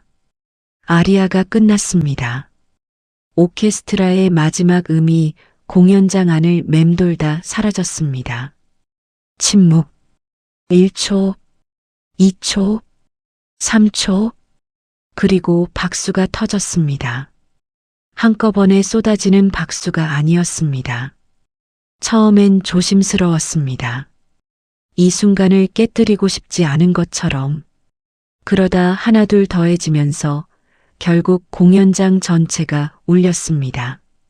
누군가 일어섰습니다. 그러자 옆에서도 일어섰습니다. 박수 소리와 흐느낌 소리가 뒤섞였습니다. 저는 피아노 의자에서 일어나 할머니 옆에 섰습니다. 할머니는 울지 않으셨습니다. 객석을 바라보고 계셨습니다. 그 눈빛이 묘했습니다. 기쁜 것도 같고 아련한 것도 같고 오래전 잃었다고 생각했던 자리에 다시 선 사람의 눈빛이었습니다. 잃은 게 아니었습니다. 잠시 비워뒀던 자리였습니다. 커튼콜이 2번 있었습니다. 공연이 끝나고 분장실 안이 조용해졌습니다. 저는 할머니 옆 의자에 앉아 있었습니다. 드레스 위에 낡은 코트를 다시 걸치신 할머니. 진주 귀걸이는 그대로였습니다. 조명 아래에서 보던 것과 달리 지금 분장실 형광등 아래에서는 다시 72살의 야윈 할머니였습니다. 그런데 눈빛만은 아직 무대 위에 있는 것 같았습니다. 한참 침묵이 흘렀습니다. 할머니가 천천히 손을 뻗으셨습니다. 제 손을 잡으셨습니다. 마디 굵고 거칠고 야윈 손. 그 손이 제 손을 꼭 쥐었습니다. 고마워요, 준호 씨. 저는 아무 말도 못했습니다. 눈물이 났습니다. 처음 편의점에서 그분을 봤던 날 밤부터 취객이 사라지던 밤, 이름을 3번 물어보시던 밤, 차고, 문이 처음 열리던 밤, 할머니의 입술이 처음 열리던 그 순간, 손목 보호대를 차고 바닥에 내려놓던 밤, 그 모든 새벽들이 한꺼번에 밀려왔습니다. 할머니가 제 손을 한 번 더 꼭 쥐셨습니다. 분장실 창문 너머로 어둠이 걷히고 있었습니다. 새벽이 오고 있었습니다. 저는 생각했습니다. 저는 음악을 포기했다고 생각했습니다. 손목이 다쳤고 소리가 안 났고 그래서 떠났다고. 그런데 음악은 저를 포기하지 않았습니다. 새벽 3시 편의점에서 낡은 차고에서 먼지 쌓인 피아노 위에서 기다리고 있었습니다. 선생님도 그랬습니다. 무대를 잃었고 가족을 잃었고 기억도 잃어가고 있었지만 음악은 그분을 놓지 않았습니다. 뼛속에, 근육 속에, 숨 속에 남아서 우리는 포기한 게 아니었습니다. 잠시 멀어졌다가 돌아온 거였습니다. 음악이 있는 곳으로. 여러분, 살다 보면 다 끝났다 싶은 순간이 오지 않나요? 너무 아파서, 너무 멀리 와버려서 이제 돌아갈 수 없을 것 같은 순간이. 그런데 어쩌면 그 끝이라고 생각했던 자리가 실은 다른 시작이었는지도 모릅니다. 새벽 3시 편의점 문을 밀고 들어오신 그 할머니처럼 30년 만에 다시 무대 위에서 빛난 것처럼 저는 오늘도 피아노 앞에 앉습니다. 손목은 가끔 욱신거립니다. 그래도 칩니다. 멈추지 않습니다. 몸이 기억하고 있으니까요. 음악이 기다리고 있으니까요. 공연이 끝나고 석 달이 지났습니다. 저는 지금도 편의점 야간 알바를 합니다. 달라진 건 이제 카운터 위에서 소리 없이 건반을 짚지 않는다는 겁니다. 박 사장님 차고에 있는 그랜드 피아노 앞에서 실제로 치니까요. 매일 밤 퇴근하고 나서 손목 보호대는 서랍 안에 있습니다. 꺼낼 일이 없었습니다. 윤정희 선생님은 지금 서울 외곽의 작은 노인 요양원에 계십니다. 공연 이후로 많은 것들이 달라졌습니다.